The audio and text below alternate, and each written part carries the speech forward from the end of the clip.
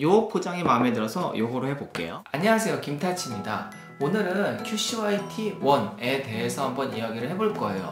웬 뒤늦은 리뷰냐라고 하겠지만 사실 사용한 지 한 달이 넘어갔고 다른 분들은 되게 극호 부분이죠. 칭찬을 많이 했는데 제가 들었을 때 좀 단점들도 있었고 다른 분들이 이야기 안 한 부분도 있어서 오늘 좀 내용을 정리하려고 카메라를 켰습니다.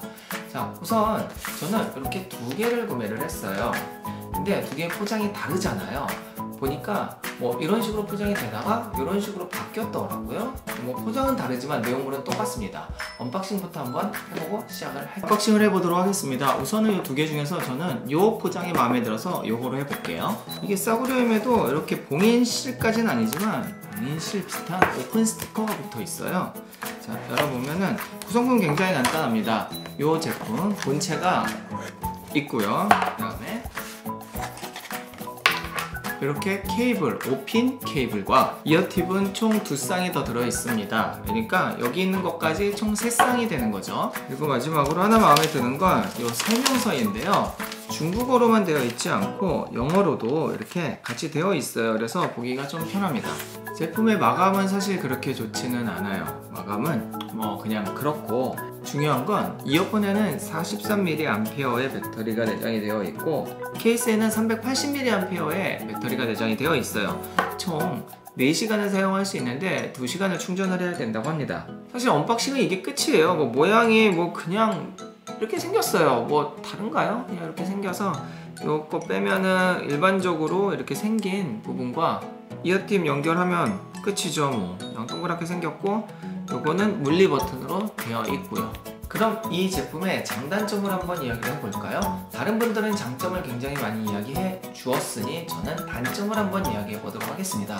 첫 번째, 마감이 그렇게 좋지는 않아요. 이게 굉장히 가벼운 플라스틱이고 이렇게 튼튼해 보이지는 않습니다. 그리고 불량률이 좀 높다고 하네요. 저는 둘 다 양품을 뽑았지만 불량률이 높은 것도 하나의 단점이 될 수 있을 것 같습니다.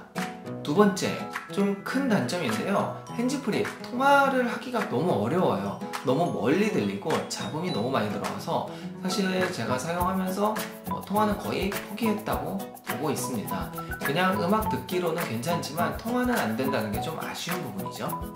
세 번째 단점입니다. 음질 부분이에요. 아니 무슨 만원, 2만원짜리 제품에서 음질을 찾느냐라고 하겠지만 이게 의외로 음질이 괜찮아요.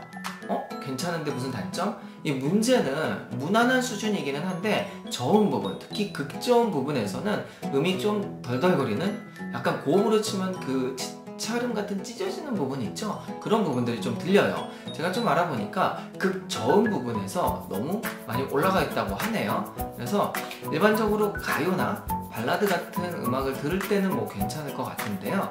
EDM이라든지 아니면은 뭐 락 같은 음악을 들을 때는 저음이 너무 강해서 좀 찢어지는 듯한 느낌이 듭니다. 그 부분도 좀 단점일 수 있을 것 같아요.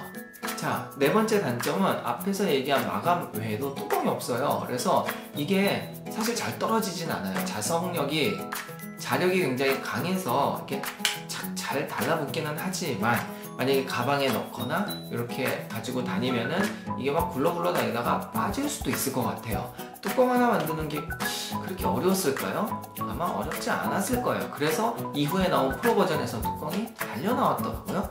다섯 번째 단점은 이게 충전 시간입니다. 한번 충전을 다 하면은 4시간을 사용할 수 있으니까 보통 사람들이 출퇴근할 때 충분히 사용을 할 수 있어요.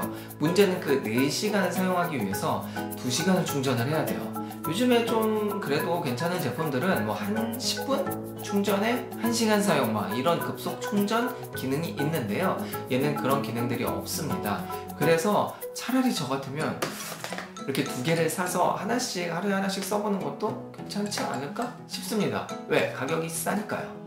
그럼 장점을 한번 이야기해 볼게요. 우선 첫 번째, 가격이 싸죠. 만원, 2만원대에 이 정도 음질이나 이 정도 퀄리티 나오기 쉽지 않습니다. 확실히 이제 중국 제품들이 이를 가지고 만들기 시작했어요. 두 번째는 오른쪽, 왼쪽을 분리해서 사용할 수 있는 거예요. 그러니까 에어팟 같은 경우에도 분리해서 사용할 수 있죠. 얘도 이미 블루투스 연결을 할 때 R, L 따로 연결을 해서 사용을 할 수가 있습니다. 그래서 따로 연결하는 건 참 좋은데 과연 따로 연결할 일이 있을까요? 전화도 안 되는데? 여튼 장점으로 보죠. 세 번째는 준수한 음질입니다. 아까 얘기한 저음 밑에 극저음을 제외하고는 음악이 되게 대중적인 소리예요. 그러니까 저음이 강하고 그리고 굉장히 빵빵한 사운드를 들려주죠.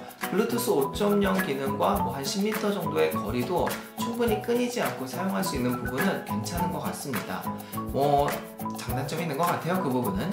자, 어떤가요? 제가 한 달 넘게 사용을 해본 결과 이 정도의 장단점이 보였고요. 이후에 프로 버전이 나왔죠. QCY T1 프로 같은 경우에는 뚜껑도 덮여 있고 크기도 조금 커졌어요. 여러 가지 변화된 부분이 있다고 하는데 음질 부분은 제가 잠깐 빌려 써서 들어본 결과 크게 그렇게 달라진 부분은 없는 것 같습니다. 그냥 한 10,000원 차이니까 그 가격이면은 이거 2개 사도 되지 않을까 싶은 생각도 들더라고요. 여튼 나중에 기회가 되면은 프로도 한번 가지고 와서 리뷰를 해보도록 할게요.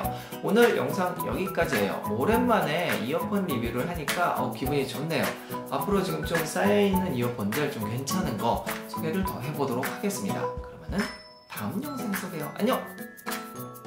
다 떠나서 가격이 싸잖아요. 그리고 음질 그냥 준수하잖아요. 그냥 괜찮은 것 같아요. 그리고 아까는 얘기 안 했지만 그냥 되게 무난해요. 연결도 되게 잘 되고 큰 이런 조작법도 없고 그냥 편하게 사용하기는 좋은 것 같아요.